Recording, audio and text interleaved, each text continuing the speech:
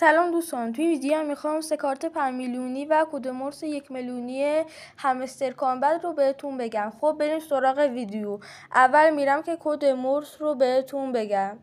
خب برای اینکه بتونید کد مرس رو بزنید اینجا یک بار کلیک کنید و میبینید که صفحه عوض میشه. حالا اولین حرف تیه که از یه منفی درست میشه و حرف بعدی هم حرف آره که از یه نقطه یه منفی و یه نقطه درست میشه و حرف سوم هم حرف یو که از 2 نقطه و یه منفی درست میشه و حرف بعدی هم حرف اس که از 3 نقطه درست میشه و حرف آخر هم حرف تی که از یه منفی درست میشه.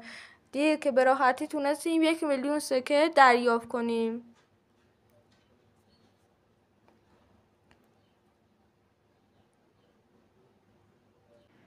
حالا بریم سراغ سه کارت 5 میلیونی.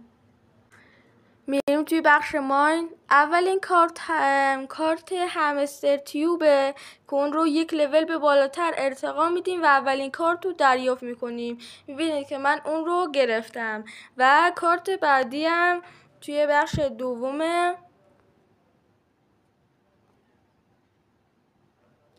ببخشید،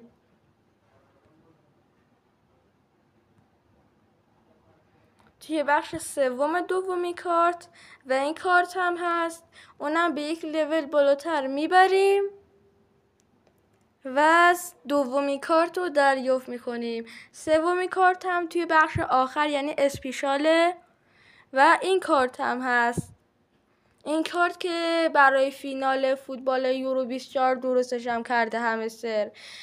این کارت هم به یک لول بالاتر ارتقا بدید و به راحتی 5 میلیون امروز رو دریافت کنید، ولی متاسفانه من تا 1 ساعت و 40 دقیقه دیگه نمیتونم این کارت رو ارتقا بدم، ولی اگه شما ارتقا بدید میتونید به راحتی 5 میلیونتون رو دریافت کنید. امیدوارم از ویدیو من لذت برده باشید و ویدیو رو لایک کنید و کانال من رو هم دنبال کنید. تا ویدیو بعدی، خداحافظ.